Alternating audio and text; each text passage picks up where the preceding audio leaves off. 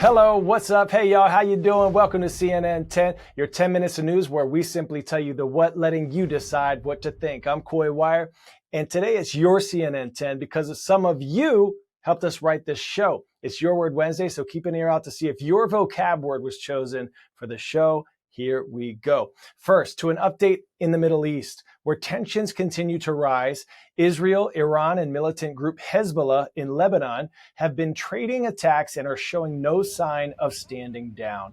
The groups are fruminous with one another. Since the October 7th attacks last year, Hezbollah and Israel have been engaged in back and forth fire that ramped up last month with escalating attacks from both sides. Over the weekend, a Hezbollah drone entered Israel without setting off warnings before carrying out an attack that killed 4 soldiers and injured more than 60 people.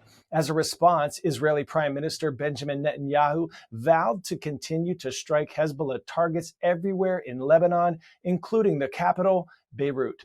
At the same time, Israel continues to bombard Gaza, issuing evacuation orders to hospitals and blocking food supplies as part of its escalating offensive in the north. While the U.S. is concerned about growing regional conflict, the Pentagon is sending an advanced anti-missile system to Israel to help bolster the country's air defenses. About 100 U.S. troops will travel there to operate the system. Israeli officials are currently telling the U.S. that they plan to strike Iranian military targets as a retaliation for Iran's strike on Israeli military targets on October 1st. It's an important detail because an Israeli retaliation targeting other sites like Iran's nuclear facilities could spark a regional war, while a strike on oil fields could send energy prices soaring. 10-second trivia. According to scientists, what is the oldest planet in our solar system?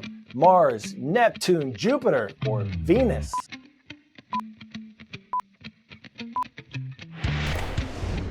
Answer is Jupiter, formed 4.6 billion years ago from dust and gas remnants from the sun's formation. Let's get to an intriguing new mission to Jupiter. NASA's Europa Clipper spacecraft launched aboard SpaceX Falcon Heavy rocket this week. The Europa Clipper mission, designed to explore its namesake, Jupiter's moon, Europa, will study one of the solar system's most promising environments in our solar system. This is NASA's first spacecraft dedicated to studying the moon's ice-covered ocean world, and it aims to determine whether the moon could be habitable for life as we know it. CNN's Michael Holmes has more on this mission. A vast ocean in a moon hundreds of millions of miles away. That's what NASA's new and largest planetary spacecraft is set to explore. Scientists believe that Europa, one of Jupiter's many moons, is one of the most promising places to look for life beyond Earth.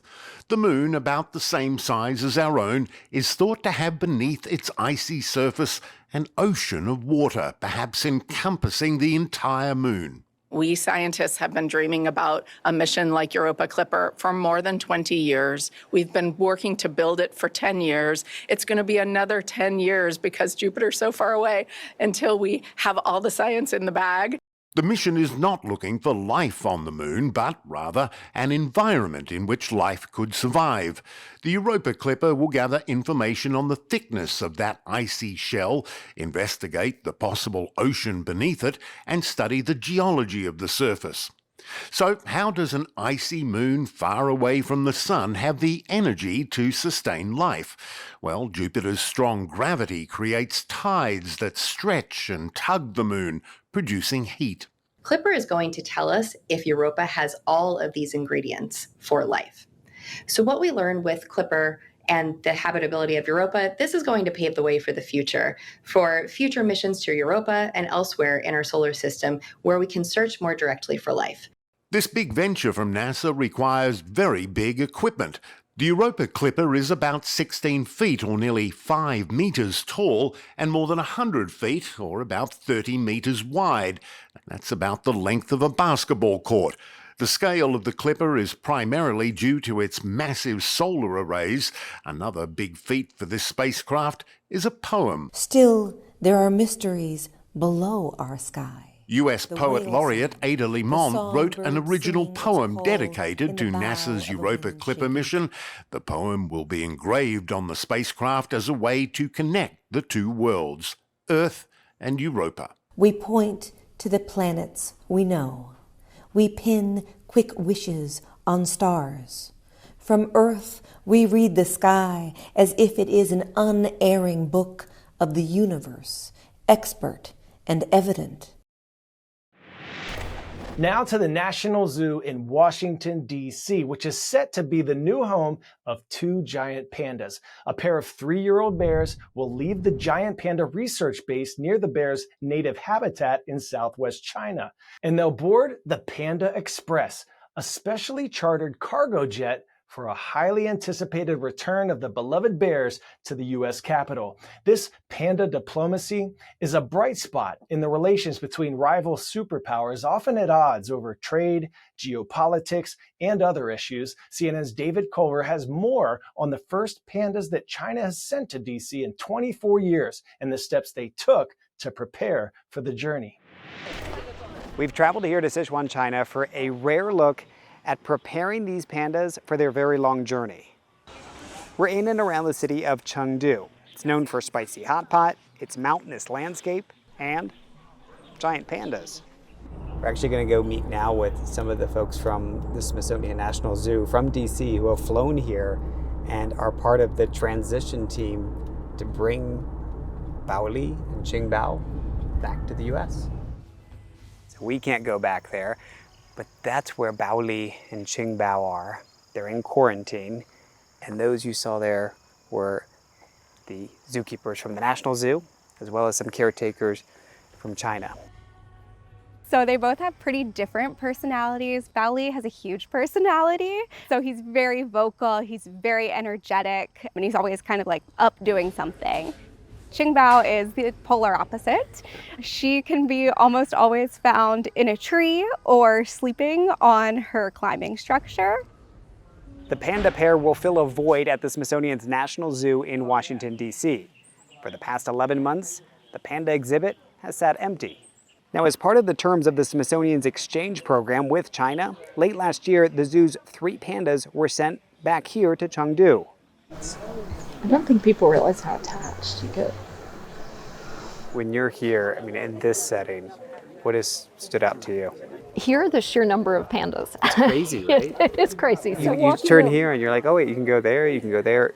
Nowhere else do we have something like this. Nowhere else, and the scenery is obviously beautiful, and the commitment. Pandas were on the brink of extinction, but in recent years they've moved from endangered to vulnerable. But there's still more work to go. The Panda Exchange, also called Panda Diplomacy, dates back more than 50 years now, when China gifted 2 pandas to the U.S. following President Nixon's historic visit. Today, they're given on loan, and they are a strategic diplomatic tool, serving as ambassadors of hope and spreading global goodwill. Somehow, pandas were able to unite nations, something we could use about right now.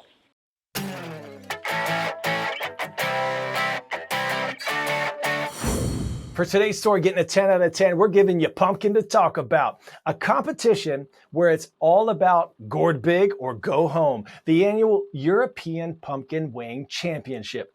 12 growers from across Europe competing to see who's got the biggest, heaviest pumpkin around. One of the biggest challenges, transporting the pumpkins. Some of them can get squashed. And to fix a broken pumpkin, you could always use a pumpkin patch, but not in this contest.